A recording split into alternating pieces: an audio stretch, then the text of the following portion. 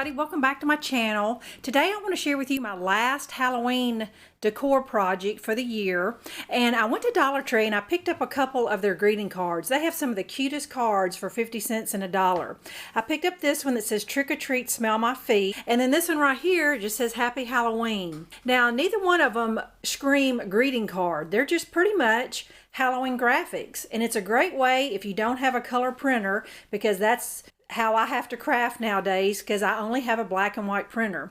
So I'm going to take those two greeting cards and I'm going to decoupage them on a surface. One of them I'm going to put on a piece of scrap wood, and the other one I just picked up a Dollar Tree canvas, a 6x9 canvas for the little card. So the trick or treat one's going to go on this one, and then the Halloween one's going to go on this one. And I'm going to make some hanging signs I think will be really cute. Now instead of painting the background of them, like I said, I only have a black and white printer and I don't live near Hobby Lobby, and the easiest way for me to get some buffalo plaid paper is just to print it. I'll put the website here on the screen so you can see where you can print out sheets of buffalo plaid paper. Now, and that way you can decoupage with it. Now this only works if you have a laser printer. If you have an inkjet, it does not work. So with a laser printer, you can have all the buffalo plaid paper you can print. To make my little signs, I'm also going to have them where they hang, and I just picked up this little pack of these Halloween necklaces. I thought they were so cute, the orange, purple, and black. And then over here, I've just got some decoupage glue and just have some scrap ribbon. I'll make a bow to finish the project.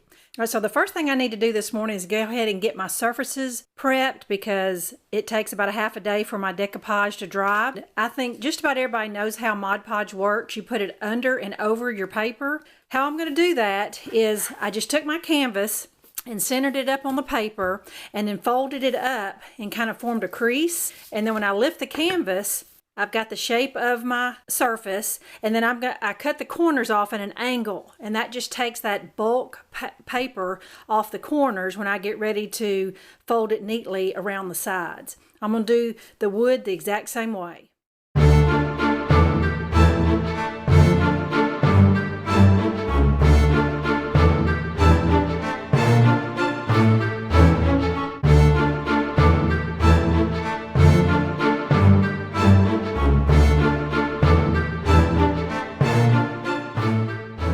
Now that my surfaces are decoupaged, they're still wet, I went ahead and cut apart my cards, the front from the back, so now I just have one layer of cardstock. Since they're wet, I'm going to go ahead and just decoupage under and over my Halloween card, so they can just all be drying at the same time. It's been a few hours now, and I think my signs are dry enough for me to move on. Now there's one thing I wish I'd have done differently with this project, and I should have known better. And when I went to go print my buffalo plaid, I just printed it off on regular paper. I should have used cardstock. When you use that decoupage glue under and over and the paper is thin, you do struggle with air bubbles and the paper wrinkling. So save yourself a little trouble and just print it on heavier paper. A lot of times the next day the paper will shrink and it will smooth out even more, and your project will look better the next day. All right, what I've got here is my necklaces that I've twisted up, and here are my little ribbon scraps that I made some little twisty bows. I'm going to show you how I created both of those. All right, to make the hangers for my signs, I put two of the necklaces in one hand with the connector parts on my finger, and then the other half of the necklace, I'm not going to twist this side, but this side I'm going to just twist as far as I can twist it, and then that's what I'm going to staple on the sides of my sign. So I'll have a twisted hanger. All right, to create some little bow embellishments on my projects, this is a good way to use up some of that satiny non-wired ribbon you have.